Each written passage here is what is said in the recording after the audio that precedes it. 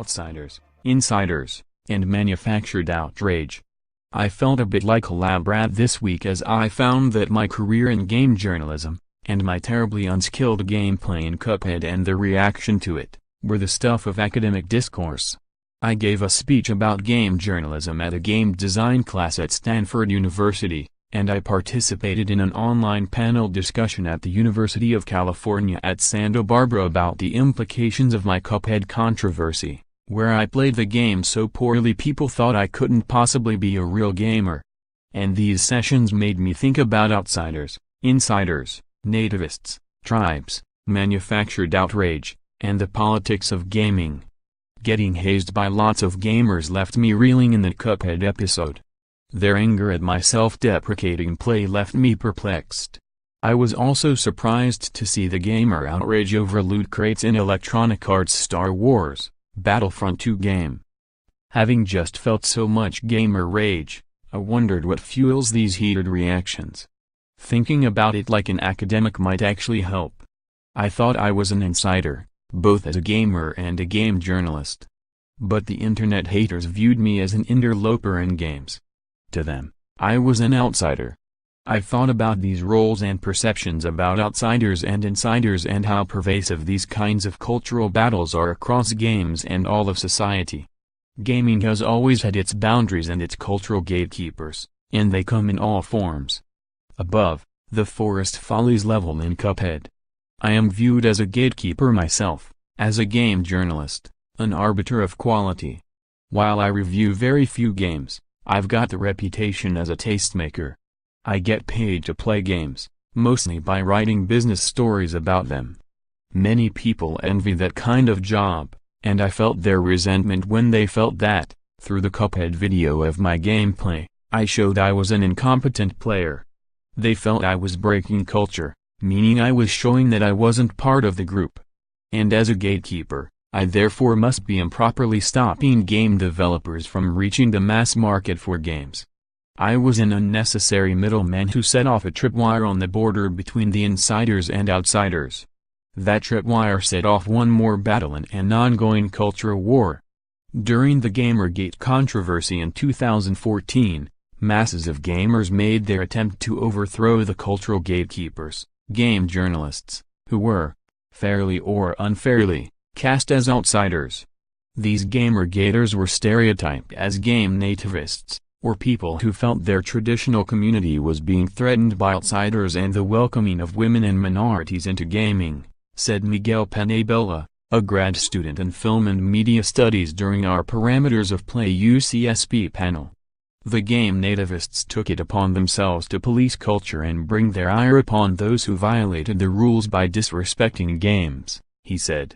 For decades, gamers who have been drawing these circles and battle lines and going to war against the others. Remember how Sega used to ostracize Nintendo players in its advertising? This kind of us versus them division is, in fact, what happens in a competitive game. You define someone else as the enemy and blow them away. You show off your skill, engage in trash talk, and playfully dominate the enemy. You see this behavior among Democrats and Republicans, among Trump supporters and haters. This is called manufactured outrage, Penabella said. If anything, we should all be smart enough to know when a controversy is being manufactured and why. The game nativists define the game journalists and noobs, new players, as outsiders who should be disintermediated, as if they were setting us up in a shooting gallery. The traditional media, in fact, are being disintermediated by technology and the democratization of media on the internet. Gamers can create YouTube videos and become influencers while others can live stream their gameplay on Twitch, taking their message directly to the people. This makes them more authentic in the eyes of the community. They can use their own growing direct access to mass audiences to bypass the gatekeepers. Rather than feel threatened by this, I feel it is wonderful. The more voices, the better, as I think we should all get paid to play games. Above, I think we have a generational divide as well. I had pointed out that I had more than 21 years of experience covering games and a longer time playing them. But I'm not a streamer or an entertainer. That experience didn't count for this generation of people who felt gamers had to get, or be skillful. If I am going to be accepted back into the community of hardcore gamers, I have to earn my way back in their eyes. EA's fumbles with loot crates show what happens when someone else hits the same tripwire that I did. In this case, gamers were offended that EA was selling loot crates that could result in lazy gamers getting an unfair boost in their skills. Rather than earn their gear, the lazy and rich gamers could buy it. That would hypothetically allow unskilled gamers to buy their way into the same inner circle as the skillful hardcore gamers. It was diminishing the status of the hardcore. I wrote a piece about a point I was adamant about. Some of us don't have the time to play like we once did. My pile of shame, or the games that I haven't yet played, is growing. Does that mean that we are no longer gamers? Penabella asked. In my opinion, it's not fair to toss out so many from the circle of gamers, much the way it's not fair to throw out immigrants because they're not real Americans. That's sort of like saying that the lone survivor of a battle royale game, like PlayerUnknown's Battlegrounds, is the only real gamer in a match of 100 people. A lot of us are bad at games, and our bad gameplay is authentic. Should we be allowed to buy skills because we don't have the time to earn them? Many think that answer should be no, particularly in the US, but in Asia, the answer is yes. EA's transgression was to step over the line a little. It eliminated prices on downloadable content, but it left the pricing on skill-based loot crates open-ended. Regardless, I think the community should not belittle us or toss us out of because we lack the skills or time. I think it is important to understand that journalists are in a unique position, and with it comes expectations of responsibility, something I forgot about when I hit my tripwire in pursuit of being humorous. We're both insiders and outsiders, depending on how much time and expertise we've put into learning our subject matter. The generalist mainstream media has a hard time understanding games, and gamers are quite leery of such media that doesn't afford gamers their due respect, said Janina Gavankar, in an interview.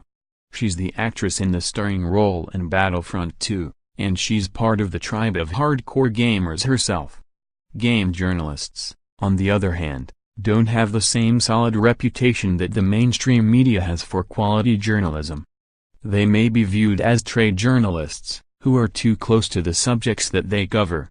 Trump calls such journalists, particularly political journalists, corrupt, and they are part of the swamp he wants to drain. If only such journalists could step out of their own shoes and see how others see them, they would understand that, or so it is said. As an outsider, a journalist can be objective, looking at a community in a way that the community itself can't see. The journalist can offer a fresh perspective. And as an insider, a journalist can get scoops and gain the trust of a community. I've always tried to do both.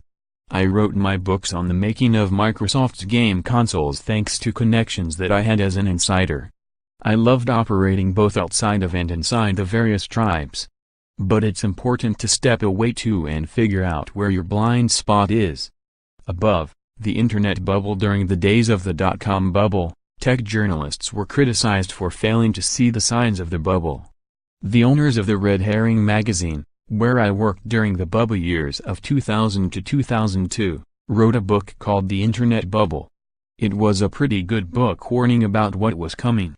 They looked from the outside and saw it was unsustainable. Sadly, the red herring blew up with that bubble's bursting. Many people didn't see the bubble coming at all. The journalistic coverage of the Vietnam War, captured so well in Ken Burns' recent documentary, showed how the perspective on the war was different based on where the journalists were. In Washington, D.C., the journalists had sources in the government and at the Pentagon, and they believed we were winning the war. In Saigon, the bureau reporters witnessing the war thought we were losing. But their views were overruled by the Washingtonians in publications such as Time magazine. If we studied only the reports, rather than where they were coming from, we would miss this point. This is the kind of thing that Marshall McLuhan, author of Understanding Media, recognized so long ago when he said the medium is the message. If you don't realize this, you might be easily misled by someone who does, like a politician. The point is that journalists can be both outsiders and insiders, and they can gain different perspectives. I think that gamers should try this too. Should they really make fun of people who aren't skillful? Is it okay to drive noobs, or new gamers, away from gaming? If they want gaming to remain in a kind of ghetto, where it is looked down upon by outsiders, and where it doesn't get the resources it deserves, and it doesn't grow into the biggest medium on earth, then they should be nativists. But I think that all gamers will benefit if the business grows to embrace its largest possible audience. And that the broader the game industry gets, the more and better the games that we will all get. You may identify yourself in many ways. Gamer, journalist, outsider, insider, noob. But you will always benefit from a change in perspective. Country required by checking this box. You are confirming you are an adult 18 years or older and you agree to Intel contacting you with marketing-related emails or by telephone. You may unsubscribe at any time. Intel's websites and communications are subject to our privacy notice and terms of use.